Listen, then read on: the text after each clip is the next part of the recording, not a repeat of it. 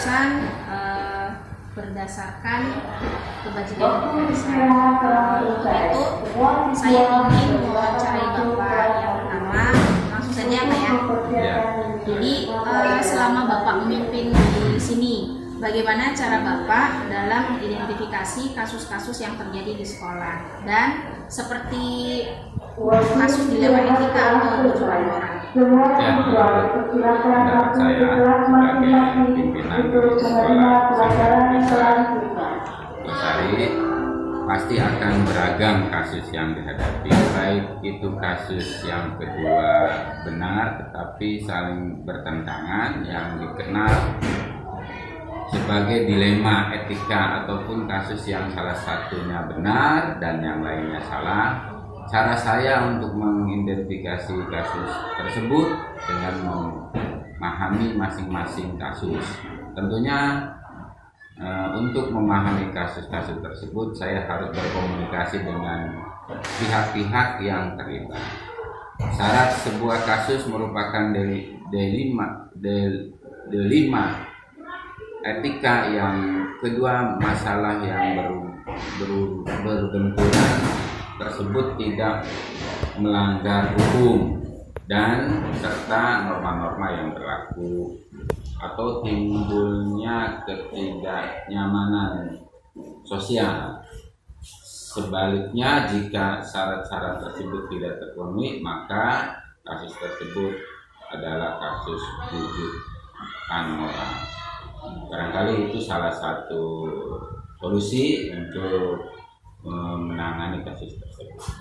Baik Bapak, terima kasih. Kemudian pertanyaan berikutnya adalah, selama Bapak memimpin juga nih Pak, bagaimana cara Bapak dalam menjalankan pengambilan keputusan di sekolah, terutama pada kasus-kasus yang mengandung dua kepentingan yang sama-sama benar atau sama-sama mengandung nilai kebajikan? Ya, menurut saya untuk kasus dilema etika yang akan mempertimbangkan kedua hal yang sama-sama benar tersebut membenturkan faktor apa atau pihak mana, apakah kepentingan perorangan atau banyak orang, mengandung nilai-nilai kebenaran atau kesetiaan, rasa adil atau belas kasih, ataukah berdampak untuk saat ini ataupun seterusnya.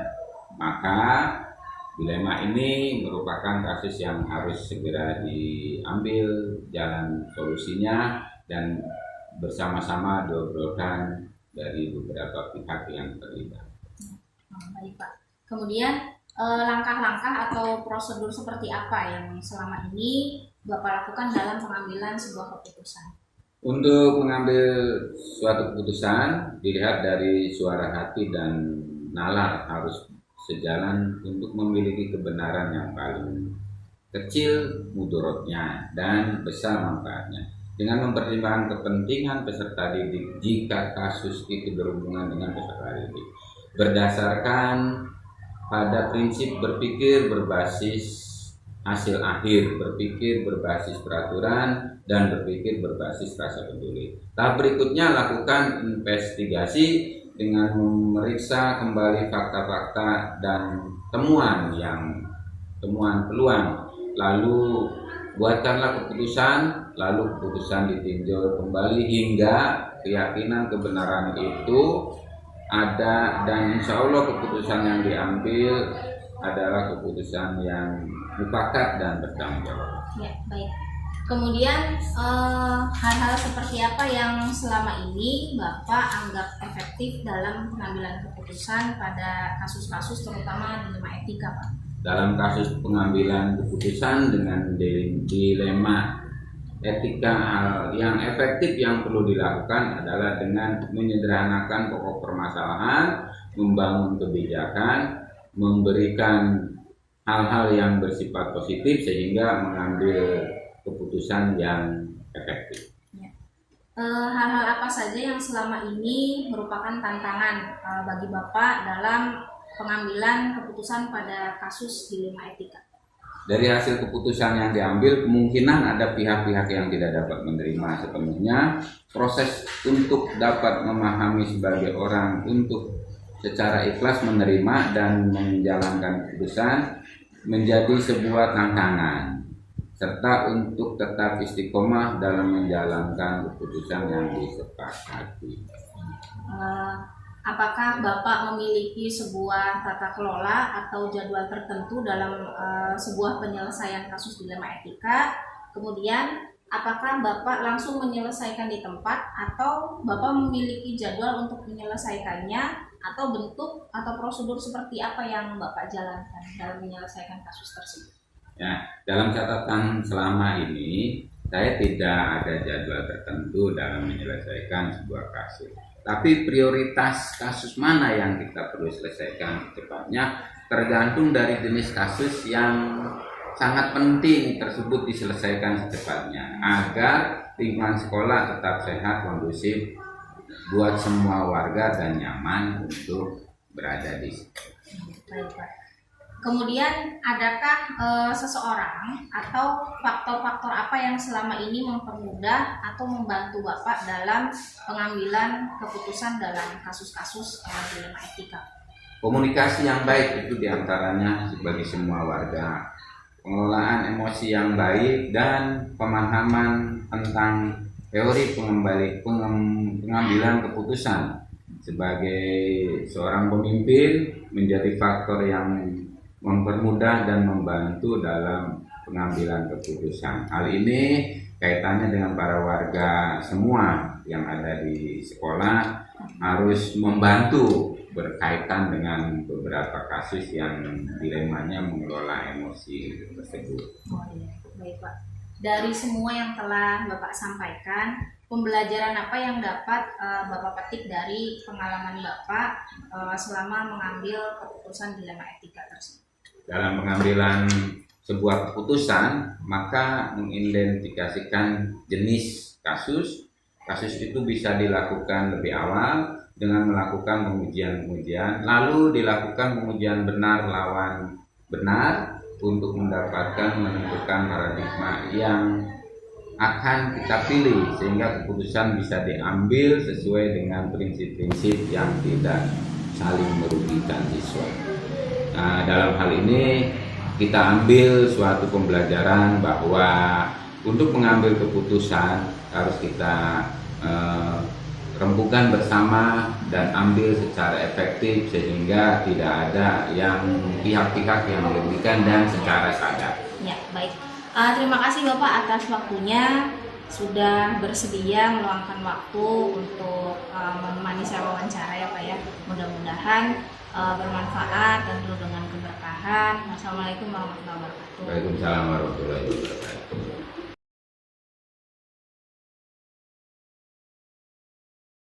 Assalamualaikum Bapak. Waalaikumsalam warahmatullahi wabarakatuh. Apa kabarnya hari ini? Alhamdulillah sehat. Semoga normal juga sehat. Baik Pak, mohon maaf mengganggu waktunya. Hari ini saya minta izin untuk Bapak bisa meluangkan waktu saya untuk mewawancarai Bapak tentang dilema etika pada tugas CGP hari ini. Ya, semangat. Baik Pak, langsung saja Pak ya. Siap. Jadi yang ingin saya tanyakan kepada Bapak, yang pertama adalah selama Bapak memimpin di sini, bagaimana cara Bapak dalam mengidentifikasi kasus-kasus yang terjadi di sekolah? Kemudian seperti kasus dilema etika atau rujukan moral seperti itu. Oh iya. Terkait dengan adanya kasus dilema etika, biasanya itu cenderung muncul karena adanya kepentingan yang tidak sama di antara unsur-unsur yang ada di sekolah ini, yang kemudian menjadi isu dan bahan diskusi serta pembicaraan di antara stakeholder yang ada di sekolah ini. Kemudian hal-hal tersebut menjadi bahan dan referensi bagi kami untuk dibicarakan di tingkat sekolah atau disampaikan ke tingkatan yang lebih tinggi lagi. Saya dalam menyikapi kaitannya dengan kasus dilema etika akan melakukan klarifikasi terlebih dahulu serta juga konfirmasi terhadap pihak-pihak yang teridentifikasi untuk dimintai keterangan dan pendapat terhadap apa yang menjadi permasalahannya, dengan asumsi bahwa permasalahan itu pasti akan bisa diselesaikan hanya dengan komunikasi dan koordinasi. Kemudian setelah kami berkomunikasi dan berkoordinasi akan diputuskan dengan mempertimbangkan serta meminimalisir potensi-potensi negatif dari keputusan tersebut dan memaksimalkan potensi-potensi yang positif dari keputusan itu. Itu Mbak cara penanganannya. Baik Pak, itu kan tadi cara Bapak ya dalam mengidentifikasi kasus-kasus yang terjadi di sekolah seperti kasus dilema etika atau bukan moral. Nah, kemudian yang kedua, bagaimana cara Bapak dalam menjalankan keputusan di sekolah, terutama pada kasus-kasus yang mengandung dua kepentingan yang sama, yang satunya benar atau sama-sama mengandung nilai kebajikan. Ya. Dalam hal pengambilan keputusan ya terkait dengan hal-hal tersebut tadi yang disampaikan oleh Bu Mala, kami bukan hanya saja ya, kami melakukan cara dengan pendekatan ya, pendekatan komunikasi maupun pendekatan koordinasi ya.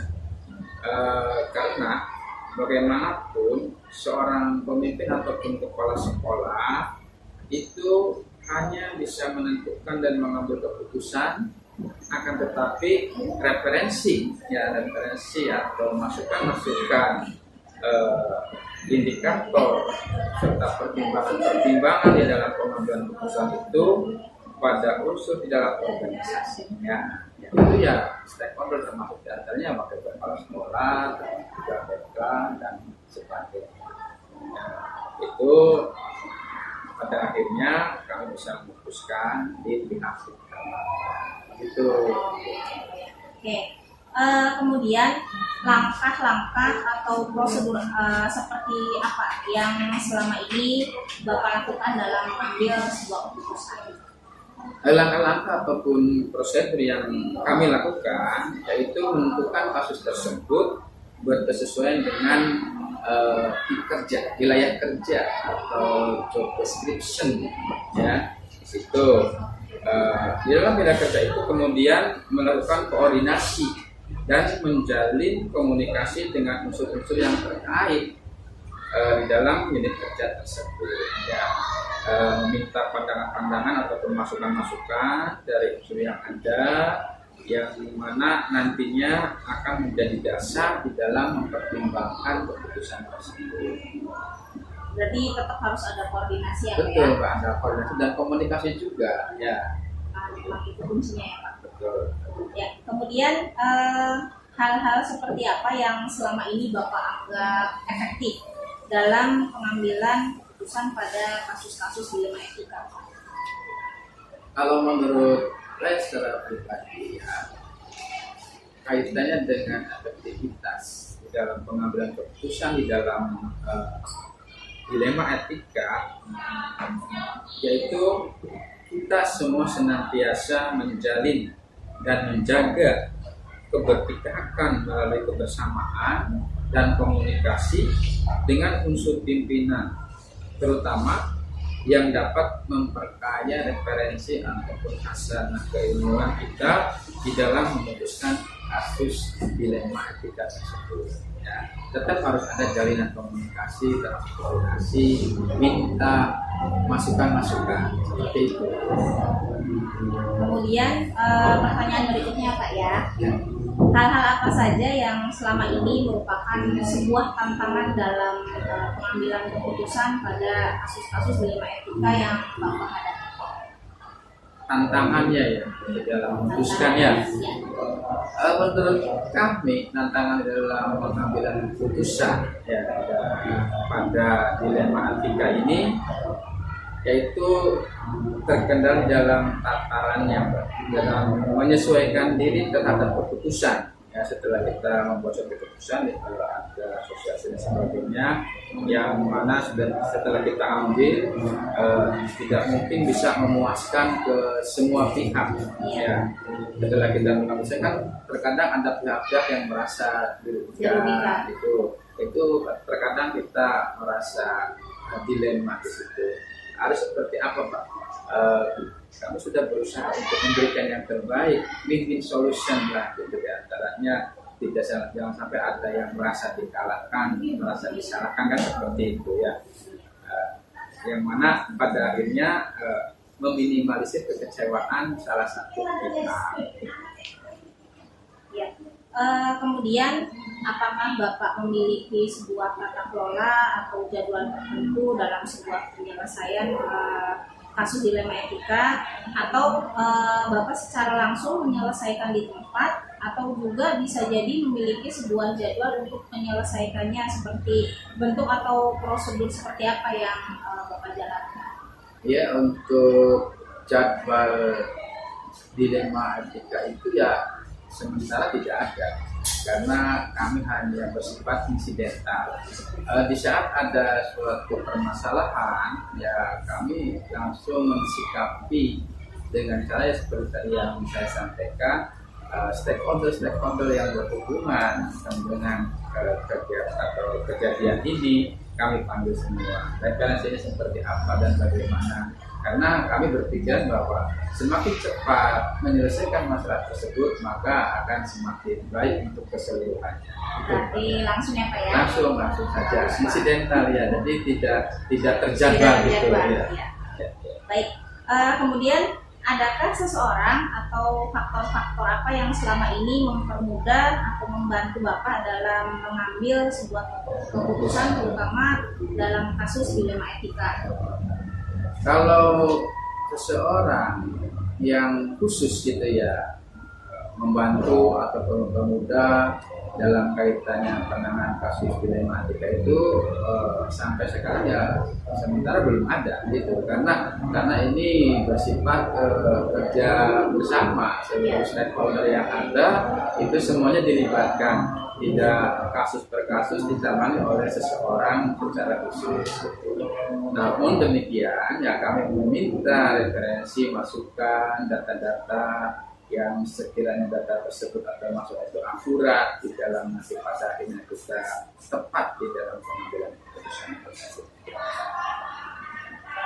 Kemudian yang terakhir ya Pak ya, dari semua yang telah disampaikan oleh Bapak ya, pembelajaran apa yang dapat Bapak petik dari pengalaman dalam mengambil sebuah keputusan yang dihadapkan pada dilema etika? Yang pertama yang pastinya kita harus memahami konteks permasalahannya. Ya, itu yang pasti kita harus memahami konteks permasalahan. Permasalahan apa yang terjadi gitu.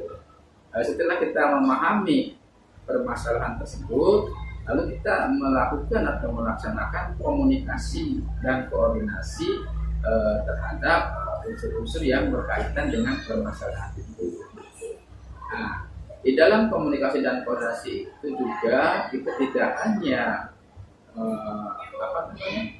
melibatkan unsur-unsur yang di bawah, bila perlu kita ke atas juga untuk berkomunikasi bagaimana cara penanganan di dalam nanti memutuskan kejadian tersebut. Jadi jangan hanya ke bawah saja dalam komunikasi itu, kita masuk ke atas. Merangkul semua. Iya, merangkul semua. Yang bawah, yang atas. Iya, kalau di atas kan disebutnya grassroots yang tahu permasalahannya. Adapun kaitannya dengan pada akhirnya keputusan itu berdampak terhadap hukum atau tidak, ya kita harus komunikasi kepada ahli. Ya, alhamdulillah Pak, terima kasih banyak atas waktunya sudah mau menjawab pertanyaan dari saya tentang dilema etika. Betul. Gitu. Baru sepemahaman dari kami seperti itu. Ya. Mudah-mudahan pertemuan kita bermanfaat. Amin, amin, amin. Dan ada dalam keberkahan. Amin. Semoga Bapak sehat selalu. Amin. Bapak ya, atas waktunya. Untuk Bu Mansal juga semoga tetap sehat, sukses selalu dan tetap semangat. Amin.